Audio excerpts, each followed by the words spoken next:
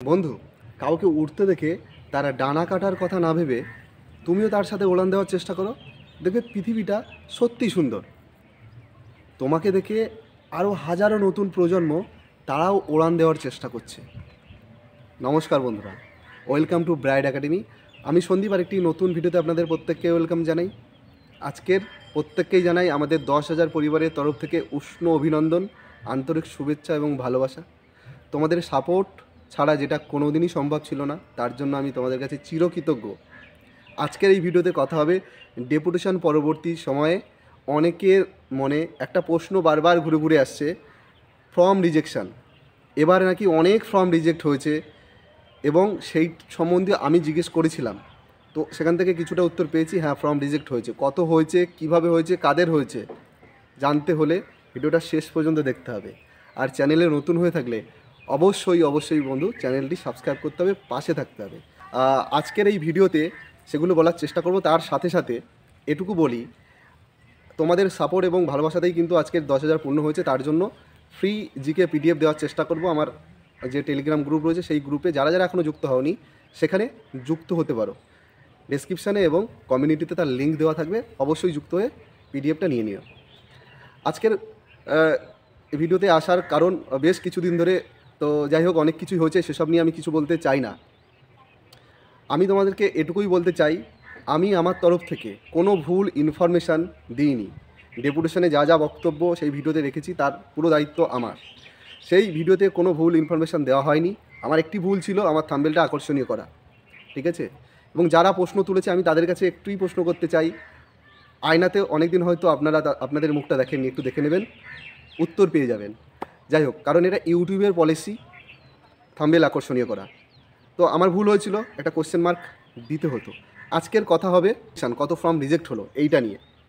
তার আগে বলে রাখি, প্রশ্নপত্র ফাঁস এবং দুর্নীতির বিরুদ্ধে পুলিশ যৌথ মঞ্চর যে ছাত্ররা রয়েছে তারা কিন্তু নিরলসভাবে চেষ্টা করে যাচ্ছে এবং তাদের এই চেষ্টার ফলে আমি তোমাদেরকে এটুকু আশ্বস্ত করতে পারি, চেয়ারম্যান সাহেব আমাদের আশ্বস্ত করেছে এইবারে যে পরীক্ষা হবে সেখানে প্রশ্ন ফাঁস এবং দুর্নীতির মতো ঘটনাগুলো একদম জিরো করার চেষ্টা করবে। এবং উনি কথা দিয়েছেন, আমি যতদিন এই চেয়ারে আছি একটিও এদিক ওদিক হবে না। আমাদের পিআরবির ওপর পূর্ণ ভরসা আছে, আমরা দেখব কি হচ্ছে, এবং কোনো রকম দুর্নীতি হলে সেটা সাথে সাথে ওনারা জানাতেও বলেছেন। তো ফর্ম রিজেক্ট এটা নিয়ে অনেকের প্রশ্ন আছে, দাদা আমার তো ব্লু ব্যাকগ্রাউন্ড, আমার তো সাদা ব্যাকগ্রাউন্ড, আমার তো কালো ব্যাকগ্রাউন্ড, তাই না? নোটিফিকেশানে যেটা ছিল তারপরেও কিন্তু একটা এডিট উইন্ডো ছিল, তারপরেও অনেকে করেনি, এটা তাদের ফল্ট। তো সাদা কালো ব্যাকগ্রাউন্ডের জন্য হয়তো খুব বেশি প্রবলেম হবে না, কিন্তু যাদের নামের অক্ষর বোঝা যাচ্ছে না, প্রথম অক্ষর, কারোর নাম লক্ষণ, সে লিখেছে রাম, তাকে কিভাবে লক্ষণ হিসাবে আইডেন্টিফাই করবে পিআরবি বোর্ড, তাই না? তো পুরো ক্যারেক্টার চেঞ্জ হয়ে যাচ্ছে। এই ধরনের কেসের ক্ষেত্রে তো সে রিজেক্ট হবেই, কোনো ক্ষমা নেই, রিজেক্ট হবেই। তার জন্য এডিট উইন্ডো ছিল, সে যায়নি, তাই না? কারোর খুব মেজর প্রবলেম না থাকলে রিজেক্ট হচ্ছে না। কারোর পুরো ছবিটা ঠিকঠাক বোঝা যাচ্ছে না, এইটা হচ্ছে ভিকি কৌশল আছে, এটা রণবীর কাপুর নয়, তাহলে ঠিক আছে, তাকে রিজেক্ট করবে না। কারোর কান বাদ চলে গেছে, নাক বাদ চলে গেছে, চোখ বাদ চলে গেছে, সেইগুলো আইডেন্টিফাই করতে সমস্যা হয়, জানি না। কান বাদে, কান তো অনেকের নাকি দেখা যায়, অনেকের দেখা যায় না, সেটা কতটা, কিন্তু চোখ, এটা অনেকটা, মুখটা ভালো করে বোঝা যাচ্ছে না, যাদের হেজি হয়ে গেছে তাদের হয়তো প্রবলেম হলেও হতে পারে, আমি বলছি না প্রবলেম হবে। যাদের নামের অক্ষর, বাবার নামের অক্ষর সম্পূর্ণটা ভুল আছে তাদের হয়তো প্রবলেম হতে পারে। তবে এবারের ফর্ম রিজেকশানটা নাকি অনেকটা বেশি পরিমাণে হয়েছে। এই নিয়ে আমি প্রশ্ন করাতে উনি বললেন যে এই খবর তুমি কি করে পেলে বা তোমরা কি করে পাচ্ছ? তো আমরা বললাম জাস্ট সোশ্যাল মিডিয়াতে শুনেছি। তখন উনি বললেন, হ্যাঁ, ফর্ম তো প্রত্যেকবারই রিজেক্ট হয়, এবারও হয়েছে। তবে এবারের যে ফর্ম রিজেকশান সেটা আমি তোমাদেরকে এটুকু আশ্বস্ত করতে পারি, যারা জেনুইন ক্যান্ডিডেট, যারা ঠিকঠাকভাবে ফর্মটা প্রত্যেক বছর ফিল আপ করে, তাদের কিছু হবে না। তার সাথেও বলি, ফর্ম রিজেকশান অনেকটা হয়েছে, কাদের হয়েছে? যারা দুর্নীতিগ্রস্ত ক্যান্ডিডেট, ঠিক আছে, যারা দুর্নীতির সাথে আগে থেকেই জড়িয়ে গেছে, তাদের রিজেক্ট হয়েছে। এবার একটা প্রশ্ন আসতে পারে, কি করে বুঝলো যে ওই ছেলে কিংবা ওরা দুর্নীতির সাথে যুক্ত আছে, জড়িত আছে? তো সেসব আমি ডিসক্লোজ করব না, সময় আসলে সবটাই জানতে পারবে। শুধু এটুকু বলি, যারা জেনুইন ক্যান্ডিডেট তাদের অত ভয় পাওয়ার দরকার নেই। যারা দুর্নীতির আশ্রয় নিচ্ছে, যারা দুর্নীতির সাথে অলরেডি জড়িয়ে গেছে, তাদের কিন্তু গল্প আছে বস। পুরোটা আমি এখন ডিসক্লোজ করব না, সময় আসলে বুঝতে পারবে। সুতরাং ফর্ম রিজেকশান নিয়ে যে ভয়টা, অযথা ভয়, যারা পুরনো ক্যান্ডিডেট, যারা একদম সিরিয়াস ক্যান্ডিডেট, যারা কিন্তু ঠিকঠাক সাইবার ক্যাফেতে গিয়ে ফর্ম ফিল আপ করে, তাদের ভয় পাওয়ার কোনো দরকার নেই। 2 নম্বর একটা পয়েন্ট বলছি শোনো, যেটা হচ্ছে অনেকে সে ইউআর ক্যান্ডিডেট ভুল করে ফেলেছে এসসি, তার কি হবে? এরকম অনেক ক্যান্ডিডেট আমায় ফোন করেছিল পিআরবিতে যাওয়ার আগের দিনও। তাদের কিন্তু পুরোটাই ক্যান্সেল হবে, কিচ্ছু করার নেই, কোনো ক্ষমা নেই এখানে। ক্ষমা চাইলেও ক্ষমা করা হবে না, কারণ এটা তো পুরো তাহলে প্রত্যেকের জন্য আবার নতুন করে এডিট উইন্ডো করতে হয়, তাই না? কারণ সে 20 টাকা দিয়ে ফর্ম ফিল আপ করেছে, সে এসসি হিসাবে করেছে। সে যদি জেনারেল কাট আপ ক্লিয়ার করেও, তাও কিন্তু সে জেনারেলে যাবে না, কারণ সে ফর্ম ফিল আপ করেছে এসসি হিসাবে, 20 টাকা দিয়েছে, পুরো পিআরবির কাছে সে তার ক্যারেক্টার এসসি হিসাবে চলে গেছে, তাই না?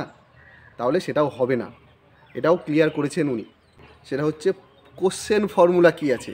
তো তোমাদেরকে বলে রাখি, দেখো কোশ্চেন ফর্মুলা বলে কিছু হয় না। কথার কথা বলতে গিয়ে স্যার বলেছেন কেমন ধরনের প্রশ্ন হয়, ইজি টু মডারেট, এই কথায় কথায় বলতে গিয়ে উনি বলেছেন 10% সব পরীক্ষার ক্ষেত্রে বলেছে, ইন জেনারেল সব পরীক্ষার ক্ষেত্রেই বলেছেন যে 10% মডারেট করার চেষ্টা করে, 20% ইজি টু মডারেট, 20% ইজি, আরও 10% হয়তো তার থেকেও ইজি। এই যে পার্সেন্টেজ এই টাইপের করে, কোনো পরীক্ষায় 100% এ মডারেট, 100% এ এইভাবে হয় না।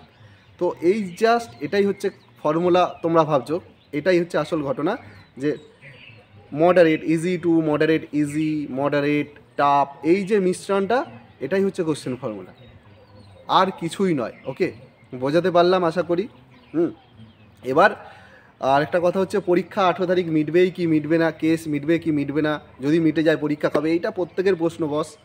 দেখো 26,000 কেসের ক্ষেত্রে রায়দান কিন্তু রিজার্ভেশনে আছে, সুতরাং ওই দিন শুনে নিয়েছে, সেই দিন কিন্তু সাথে সাথে রায় দেয়নি। সুতরাং যদি তর্কের খাতিরে কেউ বলেই দেয় যে 18 তারিখ ফাইনাল হিয়ারিং এখনও দেখাচ্ছে, সমস্ত কিছু শুনে নেবে, তাহলে 18 তারিখের পরেই কি তোড়জোড় হয়ে যাবে পরীক্ষার জন্য? না, 18 তারিখ যদি সমস্তটা শোনে, তো এর থেকে ভালো কিছু হয় না।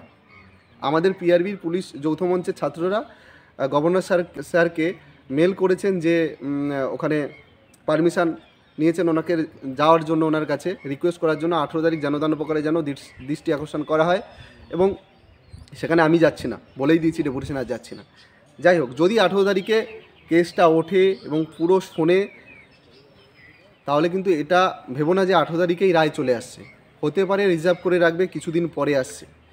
তবে পরীক্ষা এই বছরে হতে পারে, সম্ভাবনা আছে, কারণ 26-এ ভোট। এরা চাইবে না, গভর্নমেন্ট চাইবে না কোনো দিনই যে শিক্ষক নিয়ে যে জটিলতা, সেটা আবার পুলিশের ক্ষেত্রেই হোক, কারণ লাস্ট কয়েক বছর পুলিশের রিক্রুটমেন্টটাই বাঁচিয়ে রেখেছে। সুতরাং এখন যদি পুলিশ রিক্রুটমেন্ট মুখ থুবড়ে পড়ে, তাহলে কিন্তু পুরো সিস্টেম ধ্বংস হয়ে যেতে পারে। পুলিশের পরীক্ষা হবে বস, এই বছরেই হবে, ভরসা রাখো, ঠিক আছে? আমি ভিডিওটা আর বেশি দীর্ঘ করব না, যা যা বলার বলেছি, যদি কোনো ভুল হয়ে থাকে তাহলে অবশ্যই জানিও। টাটা, বাই বাই, সুস্থ থেকো, ভালো থাকো, জয় হিন্দ।